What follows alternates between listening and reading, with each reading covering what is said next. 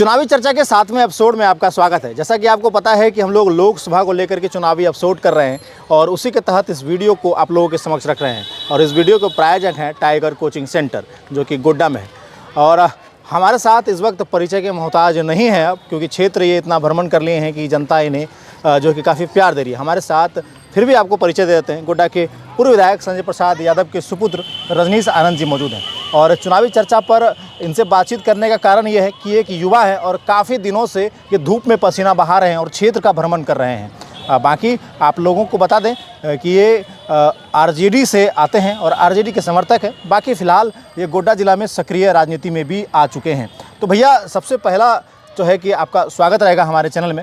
और हम चाहेंगे कि आप हमारे दर्शकों को बताइए कि अभी जो आप क्षेत्र भ्रमण में जा रहे हैं, उसको लेकर के क्या क्या समस्या लोगों को आपको देखने को मिल रहा है। देखिए, मुख्य समस्या तो हमारे हिसाब से अभी जो मैं जहाँ भी घूमा हूँ इतने दिनों में, रोज़गार एक बहुत बड़ा समस्या है। पानी का समस्या बहुत है गर्मी के समय में, और सड़क, बिजली, ये सब चीज़ों की समस्या तो मतलब अमूमन हर जगह ही होती है, लेकिन यहाँ कुछ ज़्यादा है क्योंकि यहाँ के जो भी जनप्रतिनिधि हैं शायद उनका ध्यान उस तरफ गया नहीं, सब अपने रोटी सेकने में है। और मेरे हिसाब से तो मेन मुद्दा यहाँ पे रोज़गार का ही, क्योंकि जो जिस तरह से यहाँ पे हर तरह का फैसिलिटी मिला है, अडानी मिला है, रेलवे मिला, ICL है, हर कुछ रोज़गार के साधन उपलब्ध है, लेकिन रोज़गार लोगों को उस हिसाब से मिल नहीं पाया। और रोज़गार ना मिलने का कारण ये है कि आज आप समझिए कि लोग पलायन कर रहे हैं, युवा साथी पलायन कर रहे हैं, जो अभी के समय में इस तरह से अभी के समय में इतना रोज़गार का सुविधा उपलब्ध होने के बाद दुखदाई है। अभी जो क्षेत्र में जैसे आप जा रहे हैं तो लोग आपके सामने आ रहे होंगे, आपको बता रहे होंगे कि ये समस्या है, कैसे उसको डील करते हैं आप? क्योंकि मैं जैसा कि जानता हूं कि आप पिछले कुछ दिनों से ही जो है कि इसमें कदम रखे हुए हैं और लगातार जो है कि क्षेत्र भ्रमण कर रहे हैं, और लोकसभा का चुनाव भी अभी आप अटेंड कर रहे हैं और उसको लेकर के कैंपेन भी कर रहे हैं। उसको कैसे देखते हैं? जनता का जो डिमांड होता है आपके सामने, उसको कैसे डील करते हैं आप? जी, अभी चूँकि जहाँ भी जाना होता है तो लोगों का एक ही प्रश्न होता है कि आपके पिताजी पहले आया करते थे, अभी वो नहीं आ रहे हैं। तो मेरा उन लोगों के पहला सवाल, इस सवाल का जवाब यही रहता था कि वो चूँकि एक सीट पलामू आरजेडी को मिला है, तो पार्टी का सीधा निर्देश था उनको कि जब तक वहाँ वोटिंग ना हो जाए आपको पलामू में ही रहना है। उसके बाद उन्होंने जैसा कहा कि कल चुनाव प्रचार आज शायद ख़त्म हो जाएगा वहाँ पे, तो आज रात में वो गोड्डा आ जाएंगे। और जो समस्या का आपने बात का, तो समस्या का निराकरण करने के लिए ज़्यादा सवाल लोग वर्तमान जनप्रतिनिधि से करते हैं, और हम लोग पूर्व में थे, पूर्व में हमसे जितना हो पाया बन पाया। आज आप भी देखिए, चूँकि आप लोग को भली भांति पता है कि जिस हिसाब से पूर्व में पार्टी का रवैया रहा था यहाँ पे, हमारे पार्टी का ही, जिस पार्टी से हमारे पिताजी आते हैं, पार्टी का कोई जनाधार था नहीं, कभी ना था। जो हमारे पिताजी आए तभी आरजेडी जीवित हुआ, उन्हीं के दम पे आरजेडी चल रहा है अपने गोड्डा में। जब से वो आए तो व्यक्तिगत वोट उनको इसलिए मिला कि उन्होंने इस हिसाब से काम किया। जीत हार तो अपनी जगह है, आप देखिए जितने बार भी उन्होंने चुनाव लड़ा कभी उनका वोट घटा नहीं। और आज भी लोग जहाँ जाते हैं तो अमूमन लोग यही कहते हैं कि आज हम लोग पार्टी देख के वोट नहीं देते हैं, हम लोग उनका पर्सनल फेस देख के देते हैं, उनका चेहरा देख के देते हैं, उनका काम को देख के देते हैं। तो आज मुझे लगता है कि अगर वो काम के दम पे 84-85 हज़ार वोट ला रहे हैं, तो आप समझ सकते हैं जिस हिसाब से उनका जनाधार है और जो वोट का प्रतिशत हर बार बढ़ता है। तो अगर इस पर ध्यान दिया जाए तो अगर काम नहीं किया होता तो लोग वोट क्यों देते हैं? लोगों की समस्या को अगर नहीं सुना होता तो लोग वोट क्यों देते हैं? और आज भी एक गोड्डा में, मैं तो चूँकि मैं पापा का ही क्षेत्र में घूमता हूँ विधानसभा में ही, तो लोगों का एक ही चीज़ कहना होता है। लोग जो मुझे बताते हैं कि एक खासियत अभी तक मुझे लोग बताते हैं, जो मुझे भी उन्होंने कहा सीखने के लिए, कि एक आपके पिताजी ऐसे नेता हैं जिनका नंबर हर एक छोटे से लेकर बड़े तक उपलब्ध है, और कभी भी कॉल करें तो वो उठाते हैं, अगर बाई चांस कहीं रहे ना उठा पाए तो कॉल बैक करते हैं। तो आज के समय में ये बहुत बड़ा उपलब्धि है, लोग कहते हैं ऐसा, और मैं भी इस चीज़ को सीख रहा हूँ, नया इस फील्ड में हूँ। हमारा भी पढ़ाई लिखाई बाहर हुआ है, बचपन से रांची में रहा हूँ, उसके बाद बेंगलोर गया, बेंगलोर के बाद लंदन गया, पढ़ाई लिखाई करके पिछले 1.5-2 साल से क्षेत्र में हूँ। मुझे अच्छा लगता है काम करके, सोशल वर्क करके, कभी मैं भेदभाव नहीं करता किन्हीं के साथ। क्या लग रहा है कि आने वाले चुनाव में रजनीश आनंद क्या विधायक का चुनाव लड़ सकते हैं? लोगों के मन में है, जिस तरीके से आप क्षेत्र भ्रमण कर रहे हैं, लगातार आपकी फ़ोटोज़ वायरल हो रही हैं और युवा जो हैं कि लगातार आपके वीडियोज़ को शेयर करते हैं, तो क्या रजनीश आनंद आरजेडी से गोड्डा से विधायक का चुनाव लड़ सकेंगे? सीधा सवाल आपसे है कि लोगों के मन में ये सवाल है। देखिए, ये चीज़ तो बोलना अभी बहुत नादानी होगा और मैं बोलना भी नहीं चाहता हूँ। अभी वैसा कोई दिशा निर्देश हमारे परिवार की तरफ से या पिताजी की तरफ से या किन्हीं के भी तरफ से नहीं है, और अभी मैं शायद उतना लायक हुआ नहीं हूँ। ज़रूर अगर लायक हो जाऊँगा, आप लोग का आशीर्वाद रहा, तो आगे जो भी हो डिसीजन बिल्कुल खड़ा उतरूँगा। लेकिन अभी फ़िलहाल वैसा कुछ नहीं है। कभी आप लोगों ने हमारे मुंह से भी ऐसा सुना नहीं होगा। सीधा सा एक सवाल, जो अगर लोग कहते हैं कि आप क्यों घूम रहे हैं, क्या करना चाहते हैं, तो बस एक ही चीज़ है, भाई सुख दुख में अगर हमारे पिताजी कहीं अगर व्यस्त है, नहीं आ पाए या नहीं कर पाए, उस चीज़ के लिए मैं हूँ। आप चाहते हैं सुख दुख में साथ रहना चाहता हूँ, मुझे अच्छा लगता है। आपको क्या लग रहा है गोड्डा लोकसभा सीट पर, जो कि झारखंड का सबसे हॉट सीट अभी तक माना गया है, आपको क्या लग रहा है इसमें से आपको सबसे प्रबल दावेदार कौन लग रहे हैं? क्या लग रहा है इसको लेकर के आप अपनी राय रखिए, ना किसी पार्टी से ना किसी से जुड़ाव रख रहे हैं, कि युवा के तहत हम आपसे ये सवाल पूछ रहे हैं, क्या लग रहा है आपको? देखिए, अगर एज अ युवा, मुझे एज अ यूथ आप मुझसे ये सवाल करें, जरूरी भी है क्योंकि आप एक यूथ हैं, यूथ आइकॉन अभी आपको लोग मान रहे हैं। जिले के युवा जो है आपके पीछे चल रहे हैं, आपके बातों को शेयर कर रहे हैं, आप जो लिखते हैं उसे पढ़ते हैं, आपसे वो लोग सीखने का प्रयास कर रहे हैं। तो आपसे ये सवाल करना लाजमी है कि आप क्या देखते हैं कि युवा के नाते? एज अ यूथ आप मेरे से अगर ये पूछ रहे हैं, तो आप देखिए जिस हिसाब से वर्तमान मौजूदा केंद्र सरकार ने वादा किया था पिछले 10 सालों में कि 2 करोड़ रोज़गार देंगे युवाओं के लिए, जो भी उन्होंने वादा किया, मेरे ख्याल से अभी तक तो एक भी पूर्ण नहीं किया उन्होंने। और अफसोस की बात यह है कि इतना संसाधन होने के बाद भी गोड्डा में, खास करके गोड्डा का अगर बात करें, तो कोई रोज़गार यहाँ मतलब लोकल लोगों को नहीं मिला। और आप समझिए कि हमारे नज़र में अगर कंपेयर किया जाए, तो केंद्र सरकार से कंपेयर करेंगे राज्य सरकार को, हमारे राज्य सरकार में हमारा सरकार अभी पिछले 4-4.5 साल से चल रहा है। 2 साल आप समझ सकते हैं कोरोना में चला गया, ऊपर से केंद्र सरकार का कुछ खास मदद मिलता नहीं है। जब भी हमारे मुख्यमंत्री पूर्व में हेमंत सोरेन जी काम करने का प्रयास किए, तो उन्हें हर बार ईडी सीबीआई करके धमकाया गया, डराया गया। डरे नहीं, आज देखिए अंततः उन्हें जेल में डाल दिया गया। तो ये जो लोग विजनरी सोच के होते हैं, काम करना चाहते हैं, काम करने के मकसद से आते हैं, उन्हें इस प्रकार से डरा धमका के जेल में बंद कर दिया जाता है। आप एज एग्जांपल आप लीजिए, हमारे पार्टी के अभी जो शीर्ष हैं, युवाओं के आइकन आप समझिए, बिहार के पूर्व उप मुख्यमंत्री, उन्होंने वादा किया था कि अगर हमारी सरकार बनती तो हम 10 लाख रोज़गार सालाना देंगे। तो उन्होंने एक प्रयास तो किया। आप समझिए कि 17 महीने का उनका कार्यकाल रहा बतौर उप मुख्यमंत्री, 5 लाख लोगों को रोज़गार दिया। और आज बिहार में जिस तरह से, या बिहार अब पलामू में जिस तरह से लोगों का हुजूम उन्हें देखने के लिए, सुनने के लिए लोग उमड़ते हैं, कि आज कहीं भी जाए तो उनको एज अ तेजस्वी यादव नाम से नहीं जाना जाता है, रोज़गार दाता के नाम से जाना जाता है। तो एक प्रयास किया उन्होंने, और इसी प्रयास, अगर यही सेम चीज़ अगर केंद्र सरकार करते, हेल्प करते, कुछ भी मदद करते अगर राज्य सरकार को, तो ज़रूर था कि इसको और दोगुना किया जा सकता था। लेकिन मेरे ख्याल से पहल नहीं हुआ। तो हमारे नज़र में उनको अगर 10 में से बोला जाए रोज़गार के मामले में, तो मैं तो 0 नंबर दूंगा। अभी गोड्डा में कई सारी कंपनियां भी लगी हैं, उनमें से एक सबसे बड़ा नाम अडानी का है, जिसमें से कि गोड्डा के कई युवा कार्य भी कर रहे हैं।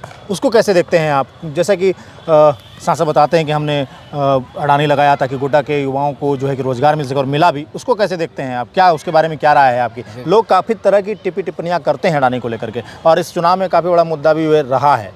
देखिए, गोड्डा में अगर आप ये कह रहे हैं कि अगर युवाओं वहाँ पे, यहाँ के लोकल युवाओं को रोज़गार मिला, तो हमारे ख्याल से जिस हिसाब से, चूँकि जब अडानी पावर प्लांट लगा था, तो एक जो शायद मेमोरेंडम साइन हुआ था, उसमें ये लिखा था कि यहाँ के 75% युवाओं को नौकरी दिया जाएगा। लेकिन मुझे नहीं लगता 3-4% से भी ऊपर लोगों को नौकरी मिला है। हमारा भी उसमें, हमारे भी कुछ लोग हैं, बहुत लोग, हम अब जो अथक प्रयास बन पाता हमारे पिताजी से, हमने भी कोशिश किया, कुछ लोग हमारे भी काम करते हैं, लेकिन जिस हिसाब से होना चाहिए था वो नहीं हुआ। अभी का गोड्डा का वर्तमान स्थिति आपको क्या लगता है? गोड्डा को किस क्षेत्र में काम करना चाहिए ताकि वो और निखर कर सामने आ पाए? गोड्डा की हम बात कर रहे हैं, क्या लग रहा है आपको इस पर? सबसे अभी जो मूलभूत सुविधा अगर देखा जाए, रोज़गार से अगर हट के बात किया जाए, तो गोड्डा का स्वास्थ्य सुविधा जो है मेरे ख्याल से काफ़ी लचर है। लचर इन द सेंस कि आप समझिए कि मेरे ख्याल से तो कुछ है ही नहीं स्वास्थ्य का। जो हम देखते हैं आए दिन, हमें चूँकि काफ़ी लोगों के पास हमारा नंबर है, तो लोग अब डायरेक्टली मुझे ही कॉल करते हैं अगर कहीं को परेशानी में होते स्वास्थ्य को लेके। तो कल रात में भी हमें एक कॉल आया, रात के 1 बजे लगभग, कि एक पेशेंट एक्सीडेंट हो गया, तो अस्पताल में बोल दिए। तो रात के 1 बजे मुझे CS साहब को फ़ोन करना पड़ा, चूँकि वो पेशेंट की हालत सीरियस था। तो ये चीज़ दुखदाई है कि स्वास्थ्य को लेकर अगर रात में दिन में भी सुनते हैं वहाँ पे कोई ख़ास सुविधा रहती नहीं है नर्स की या फिर डॉक्टर की। तो ये स्वास्थ्य का मुद्दा, पढ़ाई का मुद्दा मेरे ख्याल से बहुत अहम है अभी फ़िलहाल के समय में गोड्डा में देखिए आज पढ़ाई अगर जिस हिसाब से अगर पढ़ाई लिखाई के लोग पीछे अगर युवा आजकल दिग्भ्रमित हो चुके हैं, आप समझिए सब नशा पानी, हम लोग भी बहुत कुछ सुनते हैं, लड़ाई झगड़ा मारपीट, यही सब चीज़ों में काफ़ी हद तक लोग जा चुके हैं। हम लोग भी प्रयास करते हैं, हमारे पास भी काफ़ी शिकायत आते हैं, काफ़ी लोग आते हैं, लोग कहते हैं कि हम सुधरना चाहते हैं, काफ़ी युवा हमारे पास है कि हम सुधरना चाहते हैं, आप गाइड करिए।